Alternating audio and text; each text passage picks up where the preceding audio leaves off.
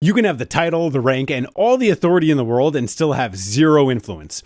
I've seen it happen in combat zones and corporate boardrooms. The truth is, if you don't understand the people that you lead, they're going to resist you even if you're trying to help. And today, I'm going to show you why trust is the foundation of real influence and how you can build it in the right way.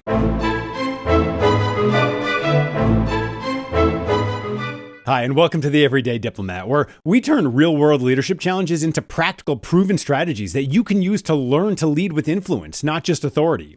Whether you're leading a team in the field or the office or anywhere in between, this channel is here to help you build trust, to inspire action, and to make a lasting impact.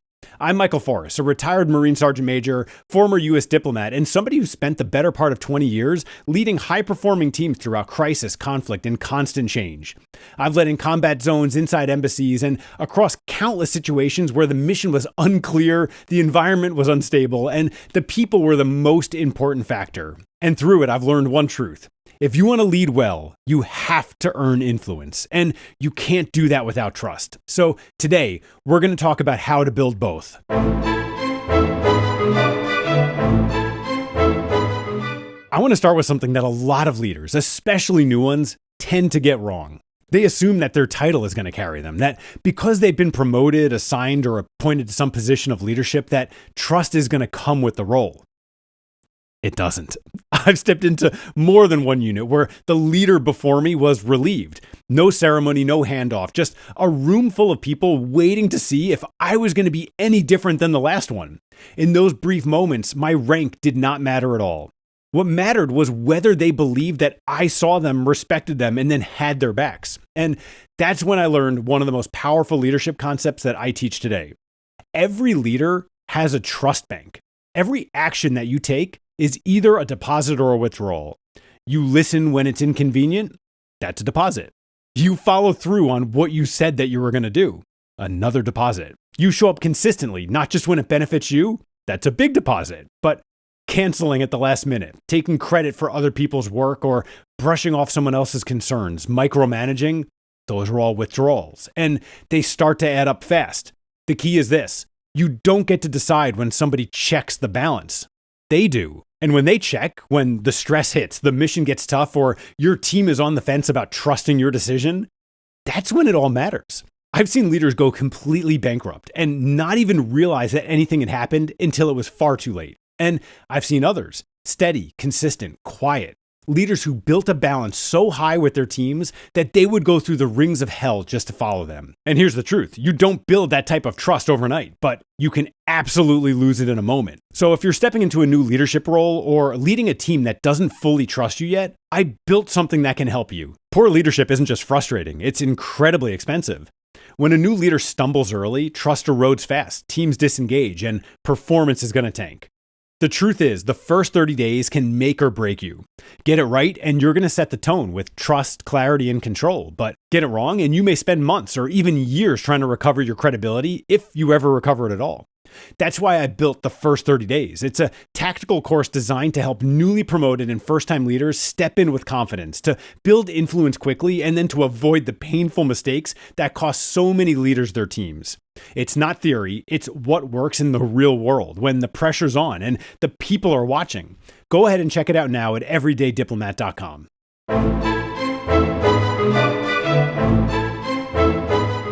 As I look back and reflect at more than 2 decades in my career with the Marine Corps and the Department of State, I am incredibly fortunate and blessed to have experienced things that the average person would not experience. And I want to tell you a story that originated in Afghanistan, and it's one that completely humbled me and I have never forgotten. In an incredibly small village near the front lines, we noticed something that seemed like a clear opportunity to help.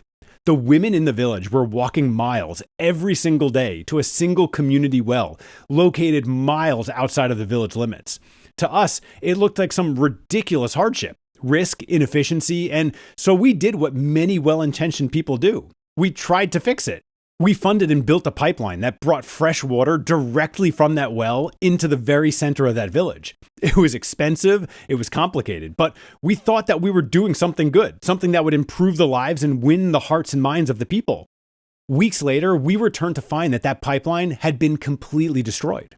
Our assumption was insurgents, sabotage. So we spent a lot more money and we rebuilt it. We came back later and it was destroyed again. Same reaction, rebuild and protect the asset. Until finally, we decided to post up and observe the area. And what we saw stopped us in our tracks. The women from the village, they were the ones destroying the pipeline. It wasn't the Taliban. It wasn't the enemy. The very people that we thought that we were helping were the ones that were destroying it. And when we finally asked why, we uncovered the real story here. In that cultural setting, the only time that the women were permitted to leave the village was to go to retrieve the water. It wasn't just about hydration. It was about freedom. Those long walks were sacred. They were the only moments of privacy, of conversation, of connection. When we piped that water in, we didn't solve a problem. We took something very valuable away from them. Something that we didn't understand because we never asked, we never understood. And that's the danger of influence without having empathy, of leadership without actually listening, of stepping in with solutions instead of stepping back to understand what it was that we should have fixed in the first place. We meant well, but we got it completely wrong because we assumed that our version of help was the right one. And in doing so, we damaged trust, we wasted a lot of resources, and we undermined our own mission. I've seen this exact thing happen in companies too. A new leader comes in hot and trying to fix everything, only to realize months later that they broke something that they never fully understood in the first place. Culture, trust, team dynamics. That lesson has stuck with me. You can't lead what you don't truly understand, and you can't influence people who don't believe that you actually see them.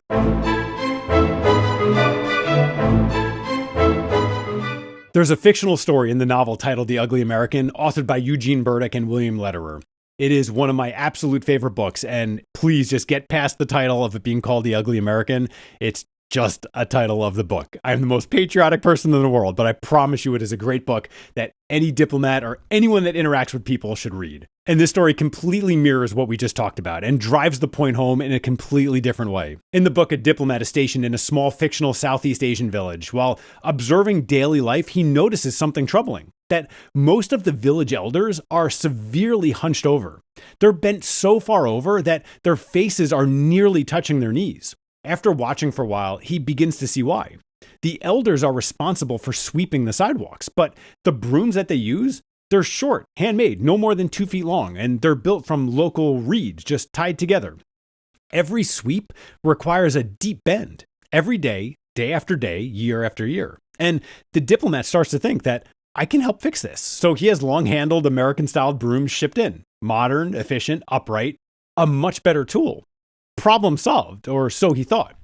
When he returned weeks later, all of his brooms were destroyed and thrown away. The elders are back to using their short traditional ones. They're still bent over, still sweeping. Why?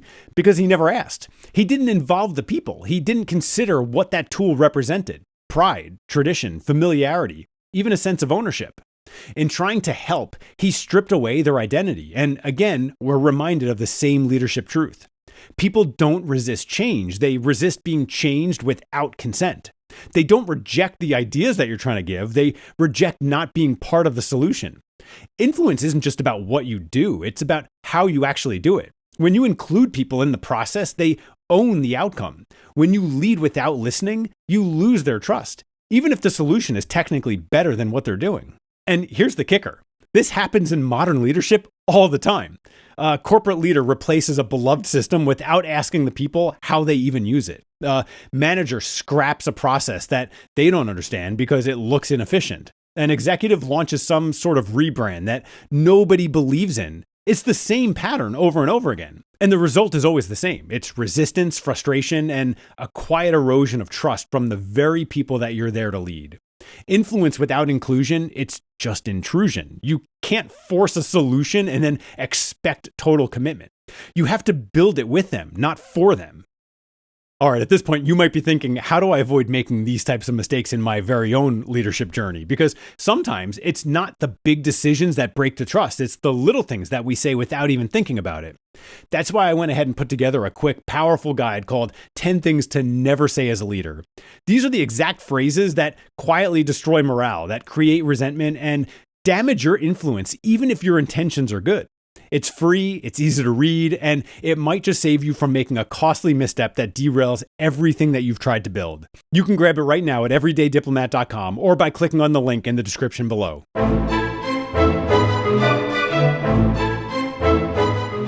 Let's go ahead and shift gears for just a moment, because I want to talk about a myth that's still alive and well in a lot of leadership circles. The idea that control somehow equals strength, that if you want to be taken seriously, you have to lead from a distance, keep your guard up, stay above it all, show zero weaknesses.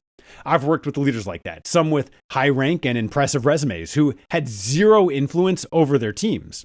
Why? Because control creates compliance, but connection creates commitment. If your team only performs when you're in the room, that's not leadership. They're acting out of fear. Real influence shows up when your people carry the mission forward, even when you're not watching. I've had the privilege of leading teams that would go above and beyond, not because they were told to, but because they wanted to. And that didn't come from barking orders. It came from shared hardships, mutual respect, and presence.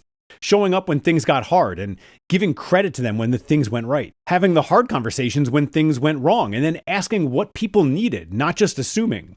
It's listening more than talking. These are basic principles. That's how trust is built. That's how connection is formed. And that's how influence is actually earned. I remember one particular moment. It was years after I had left a unit when a Marine that I had led reached out just to say that, hey, you never yelled, but we all knew that you had our backs and we never wanted to let you down. That's the power of connection. And it's why the Everyday Diplomat even exists in the first place. Because when you lead with empathy, with presence, and with trust, you don't have to rely on authority. Your influence walks into the room even when you don't.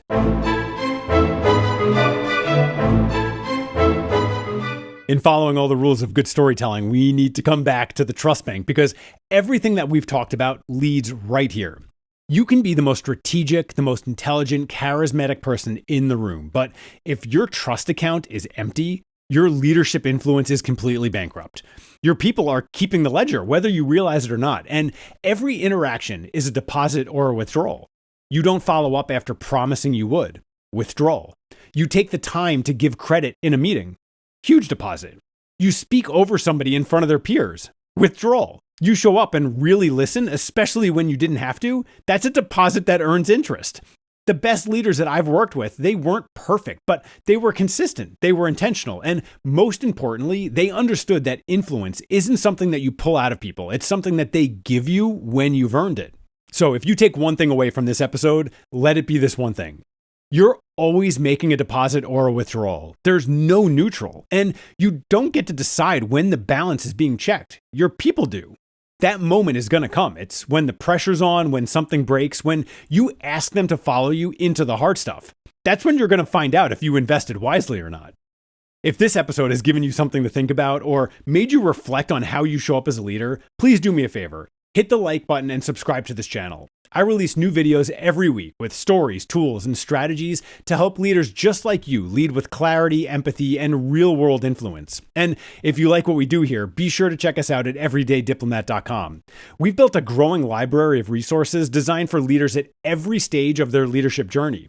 Whether you're just stepping into a new role or sharpening your skills after years of experience. From weekly leadership blogs to full-scale courses like the first 30 days, we've got you covered, because leadership is a craft, and the more intentional you are, the more impact you'll have. I'll see you here next time, right here on the Everyday Diplomat.